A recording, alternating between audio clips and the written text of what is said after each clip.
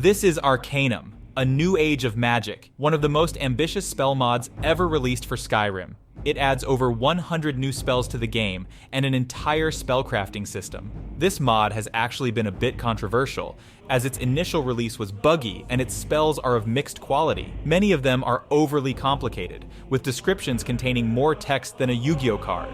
Just look at it. Like, what even is this? It's like someone took the entire script for one of my quest videos and put it on a trading card. Hidden within the haystack, however, are some of the most creative spells I've ever seen. Ones so innovative that you can build entire characters around them. In this video, we'll be taking a look at what I consider to be the very best designed and most fun spells from Arcanum. This is my Arcanum Top 15. Before we begin, let's set some ground rules. I'm not evaluating the spells by power. Instead, I'm looking at how innovative and well-designed each spell is. Bonus points if they contribute to new combat styles that aren't viable in the base game. To this end, I'll be regarding low-level spells that develop new character archetypes more highly than high-level spells that do the same, since low-level spells are more likely to be usable throughout a playthrough. Visuals are also a big part of this ranking. Satisfying visual effects go a long way towards making a spell fun to use. Lastly, I'm only considering the core spells added by Arcanum for this list, not the spell variants that you can craft, but perhaps another day we'll take a look at those too. So without further ado, let's introduce number 15 on our list. Number 15, Psalms of Retribution. We're kicking this off with a spell whose concept I love, but whose execution is rather underwhelming. Have you ever built a really tanky character with high restoration skill, but had so much excess HP you didn't know what to do with it? Psalms of Retribution is a master-level restoration spell that lets you charge it up, draining your own HP, to then release a shockwave of raw magic energy that deals damage based on how much HP you sacrificed. I love the flavor of this, giving your paladin or cleric type character a way to sacrifice their own vitality to deal explosive damage to the enemy, but unfortunately, the visual effect of the shockwave is much less impressive than you'd hope. Instead of releasing a tidal wave of light, the spell just sends out a ripple. For a master level spell, I'd expect something a lot more grand, especially considering how flashy some of the other entries on this list are. Number 14, Thought Reflection. Thought Reflection is one of those spells where the possible use cases are near endless. This is an expert level spell that targets one other character. For 25 seconds, your spells are weaker, but whenever you cast a spell, it is cast from the target as well. This means you could target a follower, then every spell you cast to buff yourself would buff the follower as well. Or you could cast projectiles from both your own hands and your followers at the same time. Or you could conjure an extra summons through your follower. There's really so much you can do with this, and the possibilities multiply when you consider all the other spells added by this mod. Number 13, Boiling Earth. I tend to not be that big a fan of master level destruction spells, since they're typically just a flashy way to deal a bunch of damage. While Arcanum is no exception, some of its capstone destruction spells are just so incredibly satisfying to use. Boiling Earth's description is unnecessarily lengthy, but the long and short of it is that you create volcanic energy beneath your enemies, that then hurls them into the air.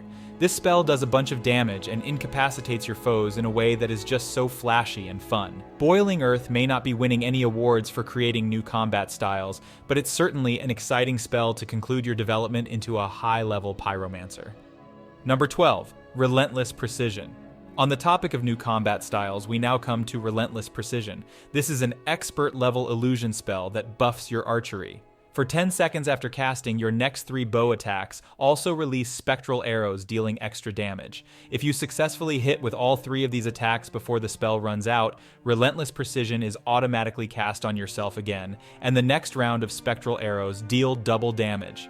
In vanilla Skyrim, the strongest form of archery is sneak archery, where you try to pack as much power into single arrows as you can to one-shot enemies. Arcanum instead creates several of these archery-based illusion spells that incentive you to fire your bows quickly and accurately, rather than aiming for one-hit kills. My only problem with Relentless Precision, as you may see in the footage here, is that it appears to be leveling up my destruction skill when using it, instead of my illusion skill. This may be a bug that's gone unnoticed. In any case, I still really like the design of this spell, and the idea of a spectral archery combat style is so compelling to me that we're not done seeing the spells that Arcanum has created for this archetype appear on this list. Number 11, Consecrated Blade. Consecrated Blade is a fairly simple spell designed for a paladin-style character. It basically gives a divine blessing to the unenchanted weapon you're holding in your right hand that boosts the weapon's damage, sets undead on fire, and grants you bonus health regeneration. What I really love about this spell, however, are the mechanics of how this works. It actually gives a temporary enchantment to your weapon. Based on the game's lore, enchanting in Skyrim involves capturing and expending the souls of living creatures to power up your gear, which is a really cruel process. On multiple playthroughs, I've found myself building new headcanons for how enchanting works, so that I don't have to justify why my morally good character would be willing to manipulate souls like this. Consecrated Blade basically gives you an in-world alternate to enchanting your weaponry, letting you grant it a blessing instead. I just like this smart little implementation, and the effects of the spell all fit great into the flavor of a divine warrior. So while Consecrated Blade may not be flashy, I think it does everything it sets out to achieve very well. Number 10, Trance of the Dovizofas. Trance of the Dovizofas is Arcanum's capstone destruction spell, costing over 800 magicka and not even unleashing its real power until you've cast it twice. This spell is on this list for one reason, and one reason alone.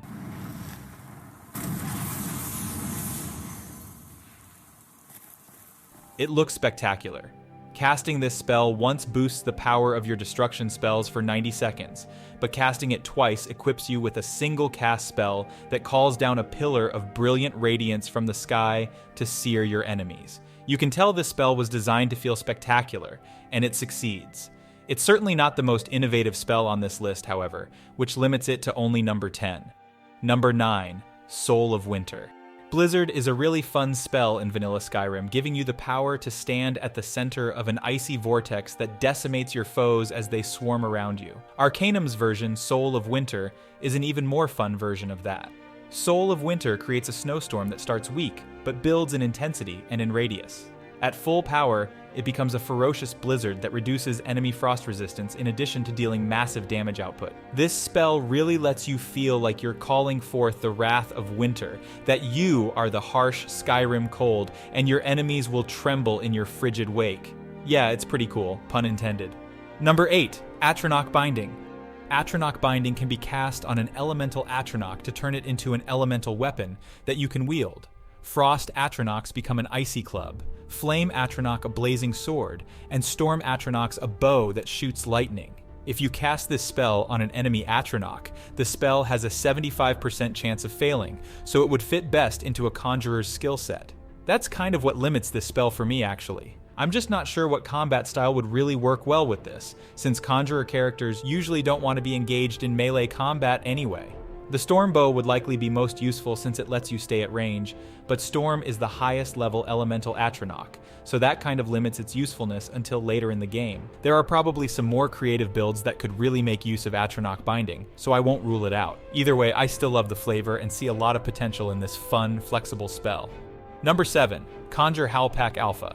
Well, this is a fun one. Halpack Alpha conjures a spectral wolf, similar to the Conjure Familiar spell, but you also get a bonus wolf for every non-wolf NPC within 30 feet. The Halpack Alpha's attacks each have a chance to summon yet another wolf. To test this spell, I create an army of Nazeems and then conjure my Alpha, which also summons a wolf for each nearby Nazeem. We go to war against our non-spectral wolf foe, and pretty soon have an entire swarm of spirit wolves at our command. Is this spell balanced? Maybe not, but I like that it adds another wolf-themed spell to the conjuration school. I've made many druid or ranger-esque characters in the past whose flavor works great with Conjure Familiar, summoning forth a spectral wolf companion, but the familiar is a weak summons and usually falls off in usefulness pretty quickly. With Conjure Halpack Alpha, wolf summoners now have an additional, much more powerful option at higher levels of conjuration. Number 6, Mystic Marksmanship.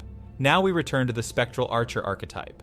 Mystic Marksmanship is the archetype's master-level spell, which powers up our bows for 60 seconds and makes every 5th shot call down a storm of arrows in a cylinder around our target.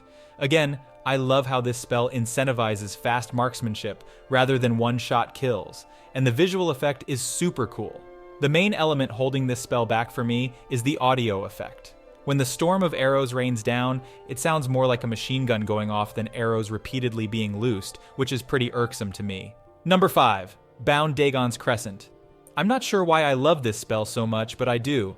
Dagon's Crescent is an adept level bound weapon spell that conjures a crescent blade in your hand.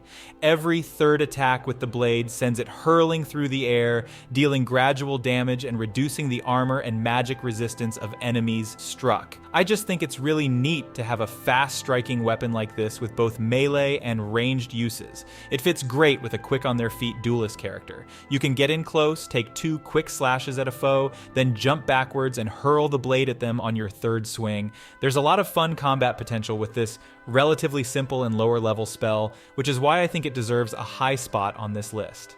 Number 4, Blazing Soul. Coming in at number 4 is one blast of a novice level spell. Arcanum loves the idea of the mad pyromancer, and Blazing Soul forms the foundation of that theme. For 100 seconds after casting, Blazing Soul gives a small but stacking boost to your movement speed, attack damage, and destruction spell damage every time you cast a fire spell. This spell remains relevant even up into the late game, incentivizing you to launch spell after spell, becoming faster and stronger each time, and chase that dream of becoming the Mad Mage, turning the ground into a volcanic battlefield and launching your enemies into the sky. Blazing Soul does stack, but since it only lasts 6 seconds each time, it's unlikely you'll get more than 4 or 5 activations going at a time, which does help balance it. Still, this spell is just a ton of fun, and can be character defining for a Fire Mage build. Number 3, Tendrils of Agony. I have mixed feelings about this spell, but that's mainly because of how wildly unique it is. Tendrils of Agony is a high damage, master level spell, but for the illusion school. This spell is really complicated, but let's just take a look at the visual effect first. I have never seen a more horrific eldritch spell in all my years playing modded Skyrim, and I love it. Tendrils of Agony is a concentration spell that summons writhing tentacles in front of you, dealing damage and slowing enemies. Across longer durations, it can also inflict fear and drain life from its targets to heal you.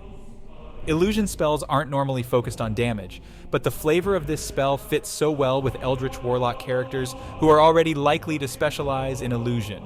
This spell makes me want to design new characters who would fit perfectly with this twisted, sickly aesthetic. And when a spell stokes your creativity like that, that means it's a fantastic spell in my opinion. Number 2, Ritualist's Circle. Here's a second novice level spell in the top 5. I did say that I preferred spells that are accessible from early levels, and Ritualist Circle is no exception. This spell is an innovative way to give your summoned units more utility, and comes with a neat visual effect. Ritualist Circle conjures a large circle. When you summon or reanimate a unit within the circle, it gains a buff, which can be changed by expending one of a given set of ingredients at the time you cast the spell.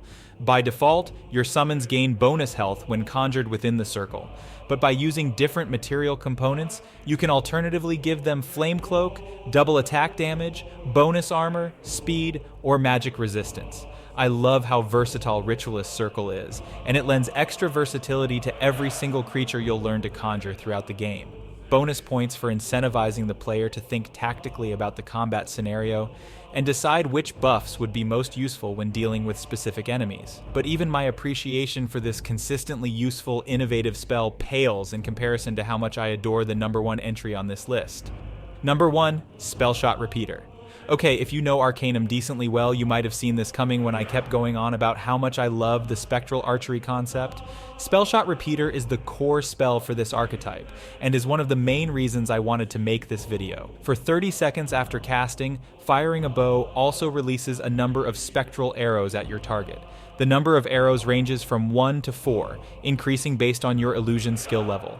This spell is only apprentice level and scales, so it can be used throughout a playthrough, is implemented smoothly, is fun to use, and opens up a new combat archetype. That's basically everything I'm looking for in this rankings list. Unfortunately, the 3 spectral archery spells each replace the effects that the others give you, so you can't use them together. Instead, you need to evaluate the current situation to decide which spell would be the best to use, which still presents interesting decision-making. Spellshot Repeater is a fun and innovative spell that can be the core skill which you build an entire new fighting style around, and that's why it takes the #1 spot on this list. I hope you enjoyed this rundown of my picks for the top 15 spells in Arcanum. Do you think any of my rankings should have been different? Or did I miss any spells that you think surely should have made the cut? Let me know in the comments, and please consider liking the video if you enjoyed it to help the channel grow. As always, thanks for watching, and I hope to see you again next time.